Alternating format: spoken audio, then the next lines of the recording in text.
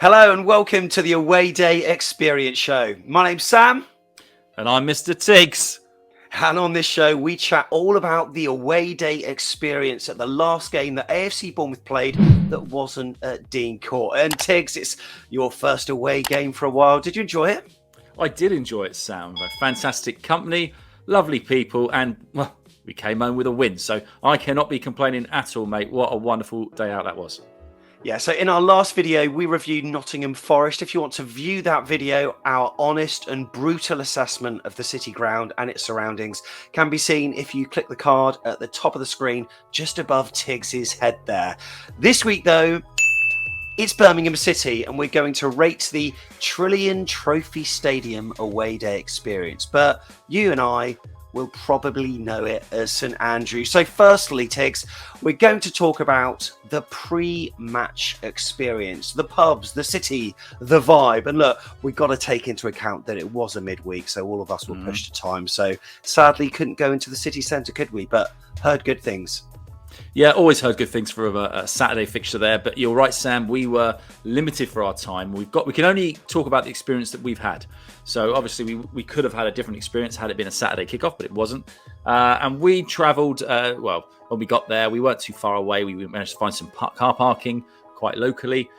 Walked our way to the away supporters pub. I believe it's the only one that I know of, called the Cricketers. Yeah. And tended to find that all the away supporters, all our Bournemouth supporters were kind of outside, and there was actually quite a few Birmingham supporters inside. Very friendly place, nevertheless. Beer was reasonably well priced, although at one of the bars there was a bit of confusion about how you can pay for it, which was a bit of an odd thing, you know, whether you can pay cash or you can pay card, because it had like 3 bars as it went round. But yeah, everyone seemed very, very friendly there, didn't they? Yeah, and one of the bars apparently was a home fans only bar, but we walked past it and we saw a guy in a red and black shirt and we thought, oh, little did we know that that's their away shirt, either this season or previous. But they were all friendly in there anyway, weren't they? One of the things that was an absolute plus is that why shop on Amazon when Amazon can come to you? So we were stood outside and some guy came past and offered us Google Chromecasts. He had Google Home smart speakers. He had all sorts of devices, and he was offering very, very cheap rates. So I thought, Amazon are offering an exemplary service. Yeah, fantastic. I mean, I've heard about these drones that come lifting. I mean, this is a new thing. This meet you at the pub in Birmingham. The scenery wasn't incredible, was it, in the local area as we walked over to the pub? But yeah, apart from that, I thought it was all right. I mean, it was a limited time that we had there. All the fans had a limited time there, but we enjoyed it. We did. And also really love the fact that you could just pick up your white goods from the pavement rather than go to Argos or John Lewis. You know, if you want a fridge, just find one by the roadside. But look, we know that every city has got its not great place, and we probably parked in one of the lesser savoury areas. But Birmingham is a city, going to the Bull Ring, loads of great pubs there around that area. It's a nice walk up to the stadium as well. So if you're going to rate it out of 10, though, based on our experience, mixed with a little bit of Saturday experience from what you've heard previously, Tigz, what are you going to give it?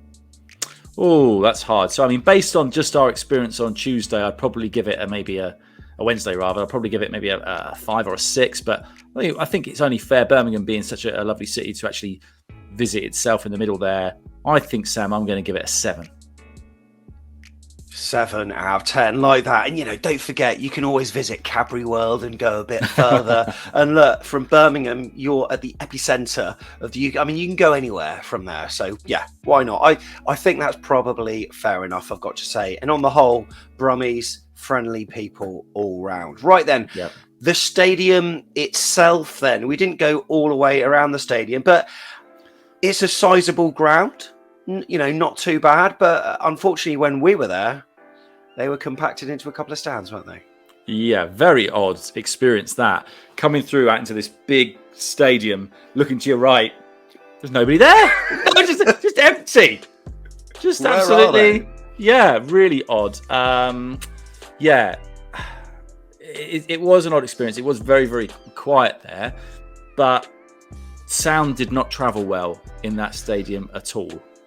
Yeah, we might have to talk about decibel level and also the concourse and facilities later. But the stadium itself, though, it's fairly unique. I didn't sit down myself, but lots of leg room at the seats, which was sort of really good. It was really ironic to me that the two newer looking stands were the ones that had the issues, and the one that looked like it'd been built in the 1800s was absolutely fine. But in terms of the stadium itself as an architectural masterpiece, Tigz, what's it going to be out of 10?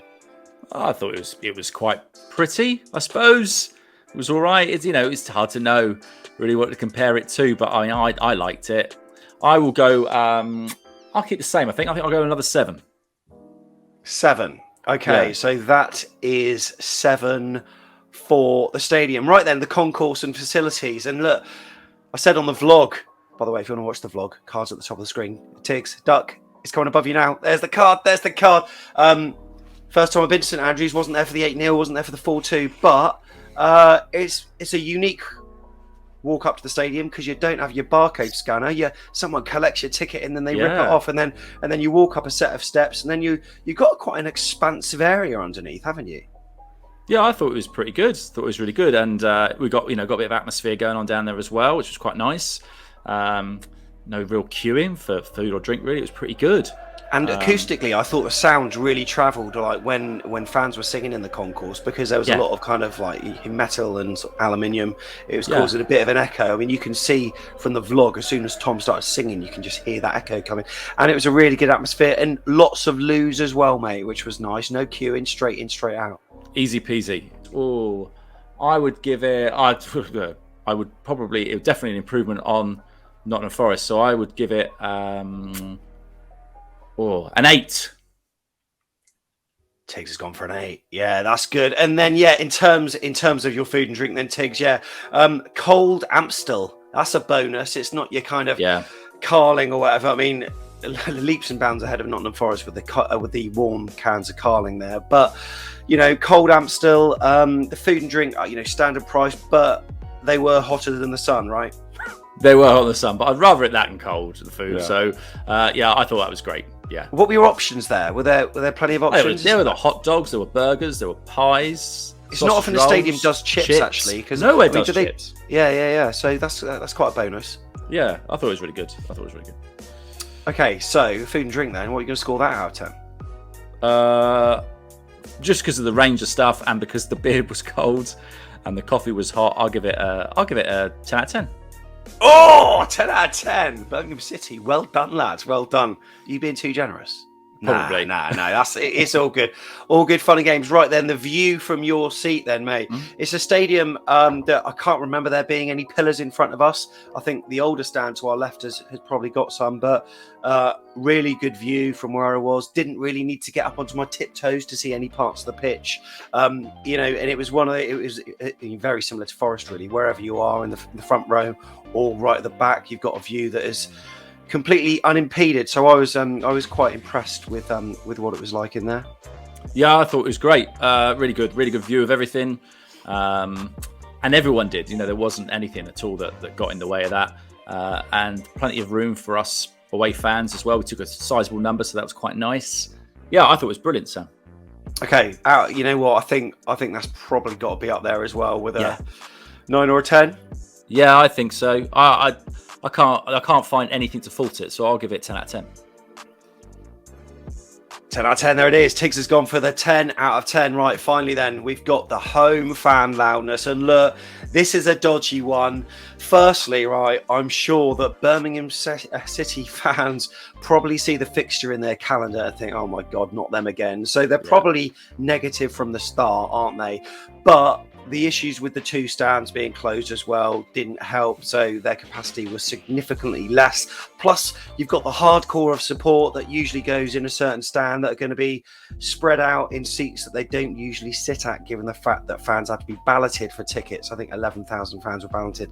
So, season ticket holders, that is. So, what we heard on the night was not representative of what it is usually like. However, you would think that it would create a siege mentality and fans would try that extra hard to get behind a team that's favourite for promotion. But I was really disappointed with the sound that came out of their sort of 1.5 stands. There was a complete lack of banter altogether, wasn't there, between us and them? We were trying, but they weren't responding. Now, I don't know if that's because of the type of stadium it is, that the sound doesn't travel to them, or because I think probably with balloted fans, they are probably split up a little bit more than they would normally be. And I would imagine that stand that was directly to our right probably made quite a lot of noise normally. So yeah, really disappointed in that respect. But we can only look at the experience that we've got at the moment. We don't know how long they're going to have these problems for, and it could be that by Christmas they've got it sorted, and it's a different experience for other fans that go there. But I'm just trying to think of it in terms of AFC Bournemouth. Just imagine that we only had the main stand and like 2/3 of the Ted McDougall stand open for a game, and we had however many tickets we had. I mean, we got 6,000 season ticket holders, the 4,000 normal people, the people that just turn up match to match. I'm saying normal because I'm one of them.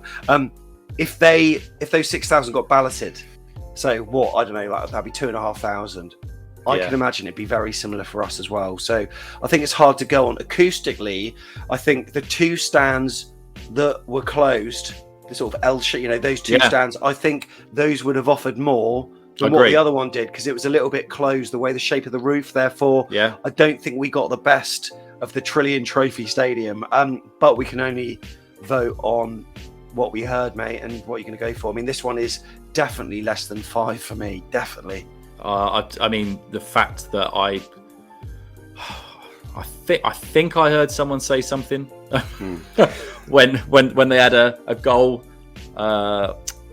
judged offside. So I don't know. Let's be generous and give it a 3.